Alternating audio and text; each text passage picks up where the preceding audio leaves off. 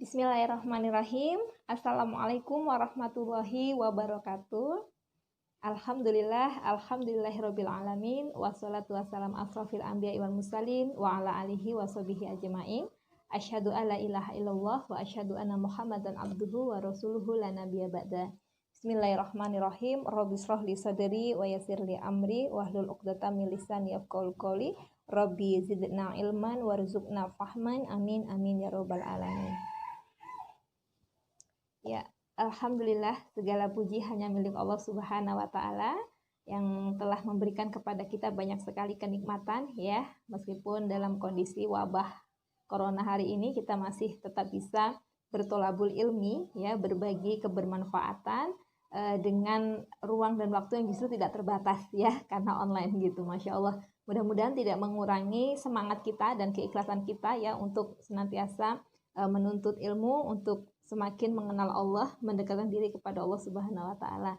Dan mudah-mudahan juga Allah lipat gandakan segala pengorbanan kita ya untuk melakukan aktivitas thalabul ilmi ini insyaallah ya. Amin amin ya rabbal alamin. Salawat beriring salam kita sampaikan kepada Nabiullah Muhammad sallallahu alaihi wasallam dengan lafaz Allahumma sholli ala sayyidina Muhammad wa ala ali sayyidina Muhammad. Assalamualaikum ya Rasulullah, assalamualaikum ya Habibullah. Baik, akhwati fillah ya, ibu-ibu cermin wanita soleha yang dirahmati Allah Subhanahu wa taala. Izinkan saya ya, Wulan Citra Dewi dalam kesempatan kali ini berbagi ya, sharing kepada kita semua ya tentang sebuah tema yang insya Allah istimewa. Ya, jadi pada kesempatan kali ini saya ingin sharing berbagi kepada kita semua terkait tentang sahabat surga. Nah, jadi sesuai dengan buku yang saya tulis ya. Buku yang saya tulis, Sahabat Surga, Hijrah Berislam Kafah. Nah, ada yang menarik ya dari hadis Nabi SAW, yakni seseorang itu dapat ya dilihat atau ditentukan oleh siapa sahabatnya. Maka bijaksanalah dalam memilih sahabat. Ini diriwayatkan oleh Ahmad. Masya Allah ya. Hadis ini membuat kita tersadar ya bahwasanya memiliki seorang sahabat ya atau beberapa sahabat ini bukanlah perkara yang biasa di dalam Islam, tetapi perkara yang sangat diperhatikan di dalam Islam. Oleh karenanya Islam menggariskan ya kita harus bijaksana dalam memilih sahabat ini. Nah, ini bukan berarti kemudian kita sombong gitu ya atau mau pilih-pilih teman gitu. Nah, kalau sekedar teman siapa aja bisa jadi teman. Tapi kalau yang namanya sahabat ya yang senantiasa membersamai kita, yang akan mempengaruhi banyak hal ya pada diri kita, baik pemikiran maupun perasaan maupun perbuatan kita, maka kita harus bijak dalam memilihnya. Kenapa? Ya karena sahabat ini nantinya tadi ya yang akan memberikan pengaruh besar dalam kehidupan kita. Maka pastikan ya, apalagi kita sebagai seorang muslim yang memiliki orientasi ya tujuan hidup kita itu bukan di dunia ini ya kan, kita sepakat ya bahwa tujuan hidup kita itu bukan punya rumah mewah atau punya pendidikan tinggi langit atau punya karir yang melejit gitu atau punya suami dan anak-anak yang luar biasa gitu ya. Bukan itu tujuan kita, bukan ya. Tapi tujuan kita sebagai seorang muslim yang utama itu adalah kita mendapatkan surganya Allah ya. Inilah tujuan seorang muslim ya, harusnya tujuan akhirnya itu adalah masuk ke dalam surganya Allah. Adapun di dunia ya dia memiliki ini dan itu, yang itu wah di mata manusia ini hanya bonus saja. Ketika itu halal dia mendapatkannya, maka insya Allah ini menjadi jalan dia untuk menuju kepada surga. Tapi kenikmatan dunia bukanlah tujuan bagi seorang muslim ya. Ini insya Allah kita sama-sama sudah memahami. Nah, maka sebagai seorang muslim yang kita memiliki tujuan yakni surganya Allah Subhanahu wa taala, maka dalam perkara memilih sahabat ini pun kita tidak boleh sembarangan ya, tidak boleh asal berteman saja gitu ya. Tetapi ada hal-hal yang harus kita jadikan prinsip ya dalam menjalin sebuah persahabatan. Apa prinsipnya? Ya prinsipnya tadi ya, dia harus menjadi sahabat surga ya untuk kita. Nah, bagaimana gambaran sahabat surga ya? Jadi kan banyak nih yang berpikir bahwa yang namanya sahabat itu ya harus soulmate gitu ya. Sahabat itu ya harus mengiyakan apa yang saya mau gitu. Jadi ketika saya cerita dengan sahabat saya, dia harus mendukung saya. Namanya juga sahabat gitu ya. Jadi banyak gitu yang memiliki persepsi itu sahabat tuh harus begitu. Nah, kalau kita masih memiliki persepsi yang seperti itu, ini harus kemudian diluruskan bahwa yang namanya sahabat surga itu tidak selalu yang mengiyakan apa yang kita mau gitu.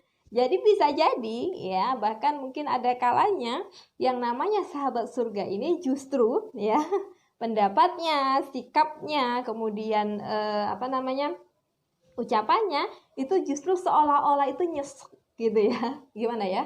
Seolah-olah itu justru tidak berada pada pihak kita gitu ya.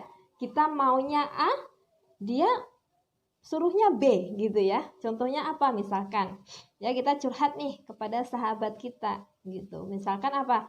Misalkan aku pengen deh punya motor merek terbaru gitu. Aku punya uangnya 10 juta nih. Harga motornya itu 25 juta. Rencananya aku mau pakai untuk DP yang 10 jutanya. Nanti yang 15 jutanya ngangsur. Ya sistem leasing gitulah ya gitu.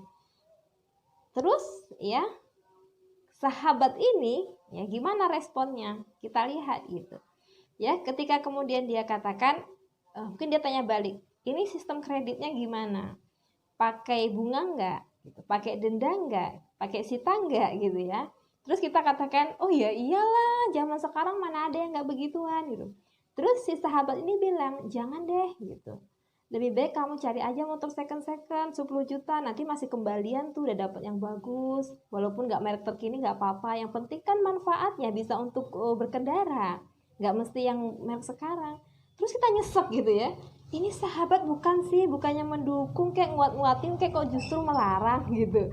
Nah tapi inilah dia ya, sahabat surga itu perlu dicatat barangkali bahwa sahabat surga yaitu bukanlah sahabat yang mau menuruti atau mengiyakan apa yang kita mau, tetapi sahabat surga adalah sahabat yang membersamai kita ya, yang senantiasa berada di sisi kita, bersama-sama dengan kita itu berdasarkan kepada apa? Syariat Islam, berdasarkan apa yang Allah syariatkan. Jadi iya tidaknya dia terhadap kita itu ya tergantung iya tidaknya Allah gitu. Jadi yang namanya sahabat surga itu senantiasa mengingatkan kita pada jalur yang semestinya, ya jalur yang Allah ridhoi. Dan tentu yang namanya dia itu juga manusia, bukan berarti dia malaikat yang bebas dari khilaf gitu ya. Maka bukan hanya si dia yang harus menjadi sahabat surga, kita pun harus berupaya bagaimana kita itu menjadi sahabat surga untuk sahabat kita.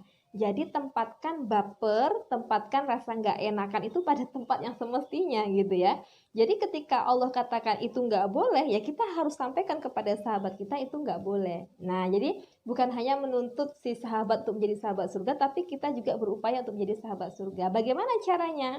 Bukan harus selalu mengiyakan apa yang sahabat kita mau, tetapi berupaya bagaimana agar setiap apa yang kita ucapkan, pendapat yang kita sampaikan, nasihat yang kita berikan, ini berlandaskan kepada syariat Islam.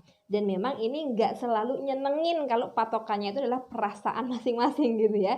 Tapi kalau patokannya adalah syariat Islam, insya Allah karena bahagianya seorang muslim itu adalah mendapatkan ridhonya Allah, maka sahabat surga ya, maka sahabat yang harus diperjuangkan dan harus dipertahankan. Kalau kamu ya punya sahabat yang selalu mengingatkan dalam kebaikan, maka jangan lepaskan dia. Jarang banget, apalagi di era akhir zaman seperti saat ini ya, sangat susah ditemukan sahabat surga, yaitu sahabat yang lillah bersahabat kepada kita hanya semata-mata karena Allah ingin mengajak kita untuk kemudian mendekat kepada surganya Allah. Jarang banget. Jadi kalau sudah dapat sahabat yang seperti ini, walaupun nyebelin, walaupun terkadang nyesek, walaupun terkadang nyakitin, pertahankan, bahkan perjuangkan, dan kita pun harus berupaya untuk menjadi yang demikian, menjadi sahabat surga. Karena apa?